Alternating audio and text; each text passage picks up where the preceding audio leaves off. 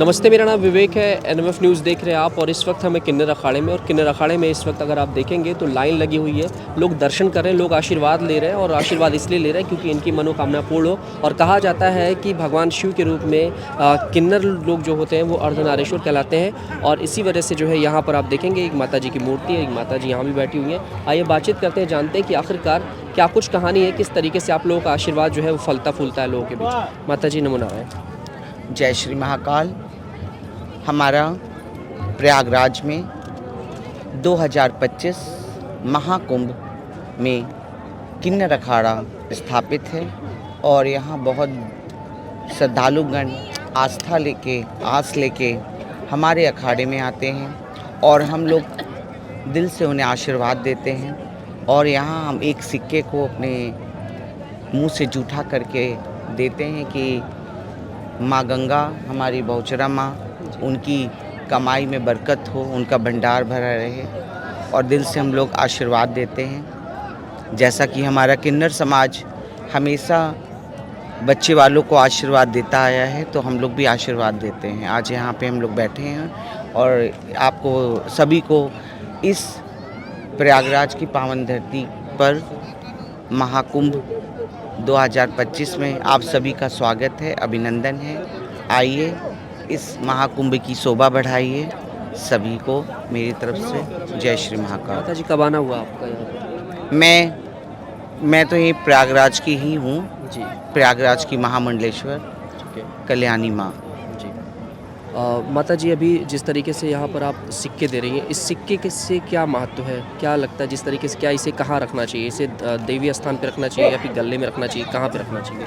सिक्के को अपने घर पे रखें, मंदिर में रख सकते हैं, लॉकर में रख सकते हैं, कहीं भी। माता जी, क्या जर्नी रही है, थोड़ा जर्नी के बारे में बताएं। आपको हमने देखा है तमाम प्लेटफॉर्म पे, टीवी से लेकर सोशल मीडिया, तमाम जगहों पर माता जी आप नज़र आती हैं, लेकिन लोग चर्चा करते हैं कि आपने एक मॉडल से होकर यहाँ तक का करियर शुरू किया। लोग कहते हैं कि आपका जो करियर है वो किसी दूसरी जर्नी से होकर के यहाँ तक हुआ है, तो उसके बारे में थोड़ा सा बताएं। देखिए, एक किन्नर समाज, जो किन्नर समाज का जो एक जीवन होता है वो बहुत संघर्षमय होता है। उनकी जब पैदा होने से और एंड होने तक उनकी जर्नी चलती रहती है। जीवन हमारा संघर्ष भरा है, मगर फिर भी हम सबके लिए दुआ और शुभकामनाएं करते हैं। हमारे जैसे हमारे जर्नी को कोई समझ ही नहीं सकता कि जो भोलेनाथ ने बनाया है हमें अर्धनारीश्वर, तो हम बस औलाद वालों को दुआ देते हैं और खुश रहते हैं। और जर्नी क्या है, हम लोग हर तरीके से अपनी लाइफ को जीते हैं। जी। कब से कब तक होता है ये दर्शन, जिस तरीके से आप दर्शन दे रही हैं, सिक्के दे रही हैं लोगों को? देखिए, यहाँ पे तो किन्नर अखाड़ा तो हमारा रात में 12-1 बजे तक खुला रहता है और सारे अखाड़े बंद हो जाते हैं। अब यहाँ इतने श्रद्धालु आस्था लेके आते हैं कि हम लोग उनको बाहर निकाल नहीं सकते जब तक सब चले नहीं जाते हैं, आशीर्वाद देते रहे। अब चाहे 1 बज जाए, 2 बज जाए, यहाँ भीड़ बहुत रहती है। महाकुंभ में जब तक है तब तक भीड़ लगी रहती है। इसके बाद अगर कोई मिलना चाहे, आपके दर्शन करना चाहे, फिर उसके बाद भी हमारे आश्रम में आते हैं, दर्शन करते हैं। और महाकुंभ तो ये एक ऐसा मेला है कि यहाँ पे हिंदुस्तान के हर एक कोने कोने से आते हैं, देश विदेश से आते हैं। और ये एक समझिए कि जो हमसे नहीं मिल पाता है, जैसे सोशल मीडिया में वो हमें देखता है, मिलना चाहता है, तो यहाँ उसकी इंतज़ार की घड़ी ख़त्म हो जाती है और वो यहाँ पे हमसे मिल सकता है। यहाँ पे मिल सकता है। जी। कितने वर्ष हो गए अखाड़े से जुड़े हुए? जब शुरुआत हुई थी अखाड़े की तभी से जुड़ी हुई हैं? जी, हमें जब से अखाड़ा है, जब से हम लोग साथ रह के ही किन्नर अखाड़ा सभी ने मिल के आगे बढ़ के आज किन्नर अखाड़ा स्टार्ट किया है। और हमारे इसमें प्रमुख हैं स्वामी लक्ष्मी नारायण त्रिपाठी, जो हमारी आचार्य महामंडलेश्वर हैं किन्नर अखाड़े की। माता जी, परिवार में कितने लोग हैं? अभी फ़िलहाल कहाँ की रहने वाली हैं? मैं प्रयागराज की हूँ। प्रयागराज की। कितने परिवार में सदस्य लोग हैं अभी? मेरे परिवार में सभी हैं। हमारा परिवार ये है ना, देखिए। अच्छा, ये सब लोग हैं। हाँ, लाखों की संख्या होगी ऐसे परिवार। किन्नर समाज सब एक है। किन्नर में कोई जातिवाद नहीं होता है। किन्नर की कौम एक है, जात एक है। कोई भी समाज का, कोई भी जाति का किन्नर है, जो वो किन्नर समाज में आता है तो उसकी कोई जाति नहीं होती। पूजा पाठ की प्रक्रिया जो होती है क्या हटके होती है बाकी लोग? देखिए, हमारी पूजा होती है, हमारी पूजा गुप्त होती है। जब हम लोग पूजा करते हैं तो उस वक्त केवल हमारा समाज ही होता है। अच्छा, कोई और नहीं रह सकता वहाँ? नहीं। सभी विधि विधान अलग होते हैं। हाँ, क्या संदेश देना चाहेंगे जो लोग भी आना चाह रहे हैं, दर्शन करना चाह रहे हैं, इस महाकुंभ में डुबकी लगाना चाह रहे हैं? मैं सभी को यही संदेश देना चाहूँगी कि ये सनातन धर्म का एक मेला है।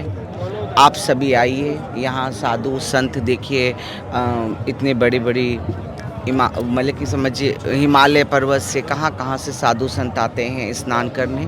तो ये बहुत महत्वपूर्ण अमृत शाही स्नान है। और आइए माँ गंगा के तट पे और स्नान करिए, माँ गंगा का आशीर्वाद लीजिए। और यहाँ सभी साधु संत उपस्थित हैं, उनका भी आशीर्वाद लीजिए। और आप सभी का मैं प्रयागराज में सभी का स्वागत करती हूँ। योगी जी के लिए क्या कहेंगे, व्यवस्थाओं पे क्या कहेंगे, जिस तरीके से उनके नेतृत्व में ये महाकुंभ जो है सबसे बड़ा दिव्य कुंभ, डिजिटल कुंभ हो गया है?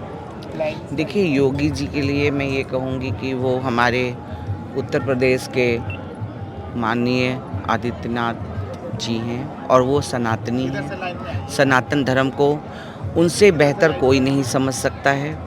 और वो हमेशा अपने सनातन धर्म की ध्वजा लहरा के ही कोई काम करते हैं। जैसा कि उन्होंने आज यूपी को सुरक्षित बनाया है और यूपी में समझ लीजिए प्रयागराज में आज इतना दिव्य और भव्य डिजिटल कुंभ बनाया है। और उनके करने से तो सब कुछ हो ही रहा है, मगर आपको हमको मिलके इसे स्वच्छ बनाना है माँ गंगा के तट को।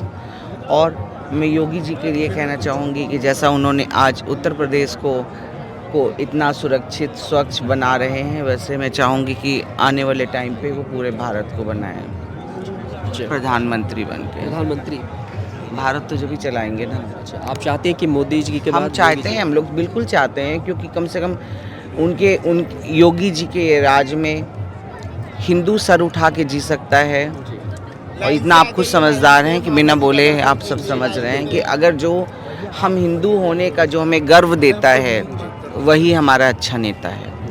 सनातन पर क्या कहेंगे, जो भटके हुए लोग हैं, जो इधर उधर भटक रहे हैं, काफ़ी ऐसे यूथ हैं जो आज भी धर्म की राजनीति ना करके बल्कि जात की राजनीति कर रहे हैं? देखिए, परमेश्वर के अंदर बहुत ताकत है, बहुत शक्ति है। जो भटकता है एक दिन ऐसा समय आता है कि वो अपने आप ही सनातन धर्म की तरफ चला आता है। किसी को हमें कहने की ज़रूरत नहीं है। वो जिसका काम है कि मार मार के उनको बनाना, तो हम लोग किसी को नहीं कहते। जो हमारा सनातन धर्म है और भटके हुए भी ये हमारे इष्ट देव हैं, वो अपने पास कर लेंगे। हर समय दिमाग नहीं भटकता। ऐसी सी परेशानियाँ परिस्थितियाँ ख़राब होती हैं कि जब उनको भगवान याद आता है। आखिरी सवाल है, कब तक ये कैंप रहेगा, कब तक आप लोग यहाँ रहेंगे, दर्शन चलता रहेगा? जब तक आप रहोगे, जब तक कैंप रहेगा। ठीक है। नमः